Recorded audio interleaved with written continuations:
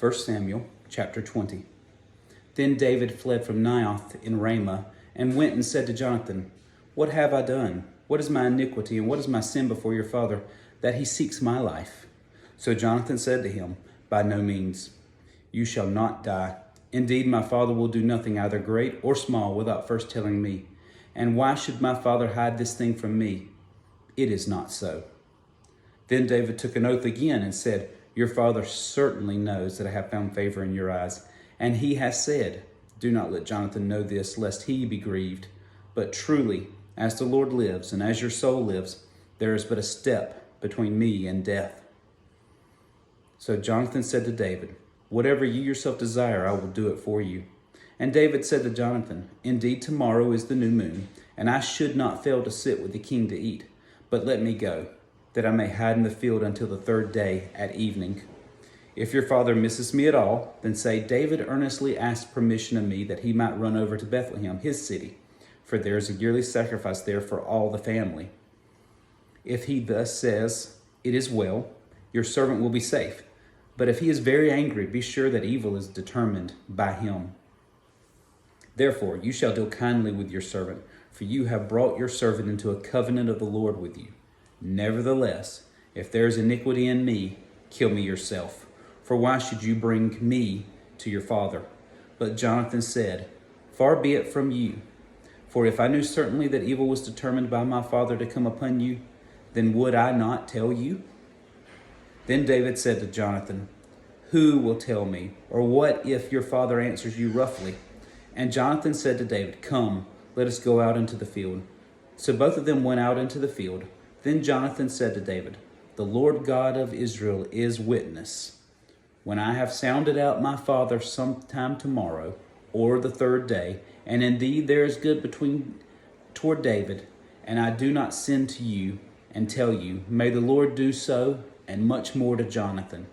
But if it pleases my father to do you evil, then I will report it to you and send you away, that you may go in safety.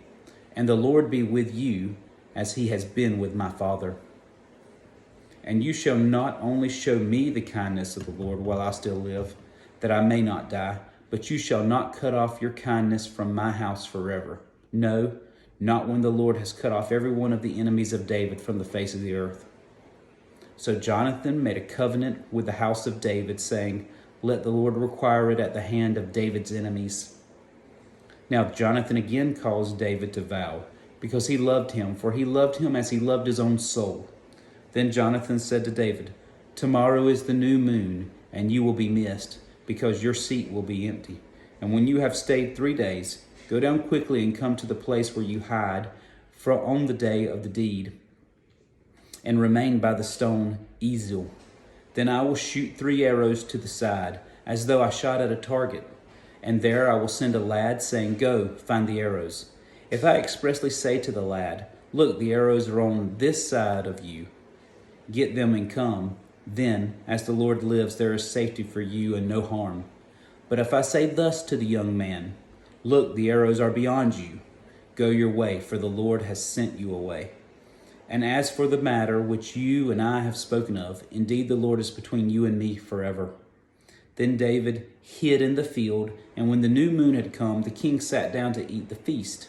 Now the king sat on his seat, as at other times, on a seat by the wall. And Jonathan arose, and Abner sat by Saul's side, but David's place was empty. Nevertheless, Saul did not say anything that day, for he thought, "Something has happened to him. He is unclean. Surely he is unclean."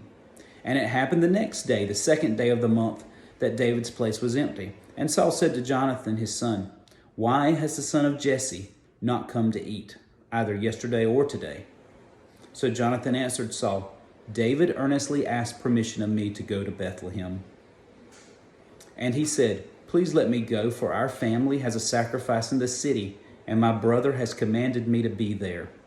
And now, if I have found favor in your eyes, please let me get away and see my brothers.' Therefore, he has not come to the king's table."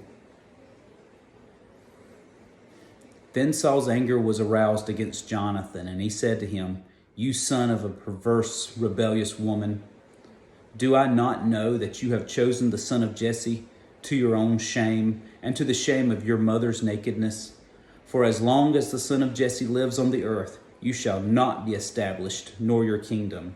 Now therefore, send and bring him to me, for surely he shall die."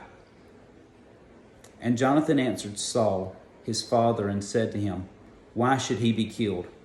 What has he done?"